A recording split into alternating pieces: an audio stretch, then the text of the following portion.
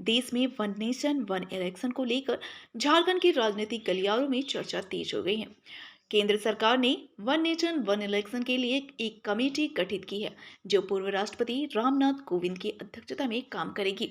Committee देश में एक साथ चुनाव की संभावना का पता लगाएगी। कमेटी का गठन ऐसे समय में किया गया है जब केंद्र सरकार ने विशेष सत्र महीने के 18 से 22 तारीख को बुलाया है। इस बात को लेकर राजनीतिक दल राजनेताओं द्वारा मंथन और विश्लेषण शुरू कर दिया गया है।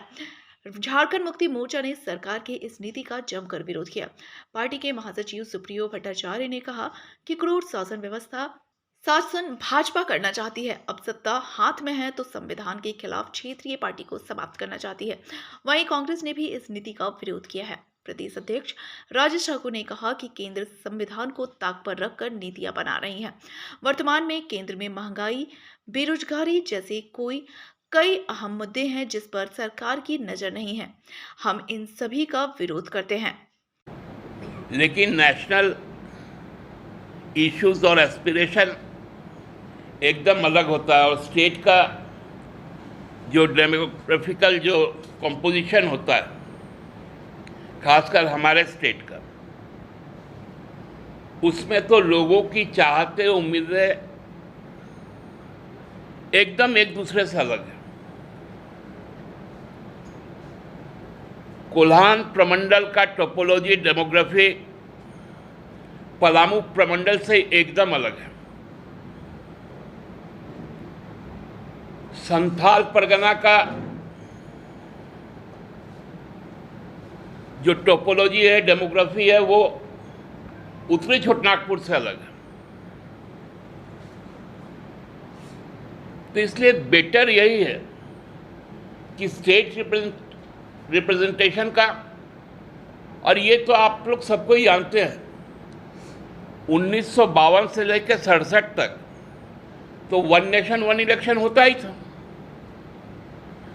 लेकिन जिस तेजी से भारतीय जनता पार्टी ने राज्य सरकारों को डिस्टेबल किया है डिफेक्शन के द्वारा, चाहे महाराष्ट्र हो, चाहे कर्नाटका हो, मध्य प्रदेश हो,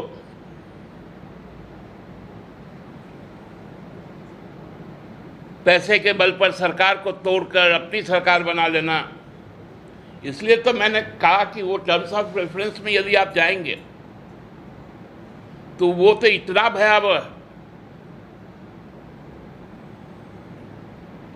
कि पूरी संवैधानिक व्यवस्था ही समाप्त हो जाएगी और देश अधिनायकवाद की ओर बढ़ जाएगा, जुडिशियरी समाप्त हो जाएगी। के लिए चिंता का विषय है और प्रधानमंत्री जी के लिए सिर्फ चिंता का विषय इंडिया है, इंडिया के घटक दल के लोग हैं, लगातार आरोप लगाते हैं, अपने ऊपर जो आरोप लगते हैं उसका जवाब नहीं देते हैं। वहीं भाजपा ने इसे फेयर इलेक्शन के तौर पर करार दिया। प्रदेश अध्यक्ष बाबूलाल मरांडी ने कहा कि केंद्र की इस नीति से चुनाव में पारदर्शिता आएगी। कांग्रेस के समय से ही इस तरह का इलेक्शन होता आ रहा है, अब इनको क्या तकलीफ है? आजादी के बाद से कई बार इस पद्धति पर चुनाव होते आ रहे हैं। एक साथ तो चुनाव हो तो इससे बढ़िया और क्या हो सकता है भाई? पहले तो एक साथ ही चुनाव होता था, कई सालों तक एक साथ चुनाव हुआ है। कांग्रेस पार्टी ने कई सरकार को गिरा दिया, पटक दिया, फिर ऐसा करते करते चुनाव इधर से उधर हो।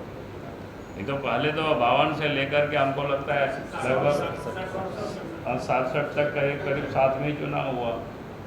तो ये साथ में चुनाव होना तो सबसे बढ़िया है, समय की बचत, पैसे की बचत, और क्या चाहिए? तो प्रत्येक साल चुनाव हो रहा है, हर महीना चुनाव हो रहा है। ब्यूरो रिपोर्ट, सबरंग समाचार।